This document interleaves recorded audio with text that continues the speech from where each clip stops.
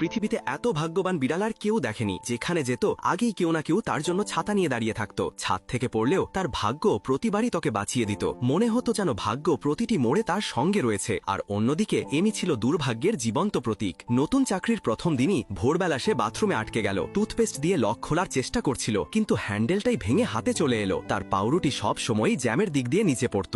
যখনই টিস্যু বের করত সেটা মাঝখান থেকে ছিঁড়ে যেত। বাড়ির জিনিসপত্র গুছিয়ে সাইকেল নিয়ে অফিসে বেরোতে গিয়ে দেখে সাইকেলের টায়ার পাংচার। অফিসে গিয়ে গ্লিটার ভর্তি সব কৌটা ফেলে দিল। ফিতা সাজাতে গিয়ে উল্টো গুলিয়ে ফেলল। বই রাখতে গিয়ে নিজেই শেলফে ঝুলে গেল। এমির মনে হলো সে সত্যিই দুর্ভাগ্যা। সন্ধ্যায় ক্লান্ত হয়ে এমি যখন স্যান্ডউইচ খাচ্ছিল তখন একটি কালো বিড়াল এসে পাশে বসে পড়ল। এমির হৃদয় খুব দয়ালু ছিল। সে চুপি চুপি তার অর্ধেক স্যান্ডউইচ বিড়ালের সামনে রাখল। বিড়ালটি গভীরভাবে এমির চোখে তাকালো আর বুঝে গেল যে সে খুব দুঃখী। এমি তার মন খারাপের কথা বিড়ালটিকে বলতে লাগল। হঠাৎ বিড়ালটি সেখান থেকে দৌড়ে পালিয়ে গেল। কিন্তু যেখানে বিড়ালটি বসেছিল সেখানে এমি একটি সোনার মুদ্রা দেখতে পেল। কিছু না ভেবেই সে মুদ্রাটি তুলে নিল। সে জানত না যে এই সোনার মুদ্রাটি তার জীবন পাল্টে দেবে। পরের সকালে সবকিছুই বদলে গিয়েছে মনে হলো। প্রথমবার তার দুই মোজাই মিলল আর টোস্টটিও একেবারে ঠিক মতো পুড়ল, না বেশি না কম। এমির সন্দেহ হলো হয়তো এই মুদ্রাটি তার জন্য সৌভাগ্যের। সে জ্যাম লাগানো রুটি উঁচু থেকে ফেলল। সেটি সোজা প্লেটে পড়ল। সে বারবার চেষ্টা করল, প্রতিবারই রুটি ঠিক মতো প্লেটে পড়ল।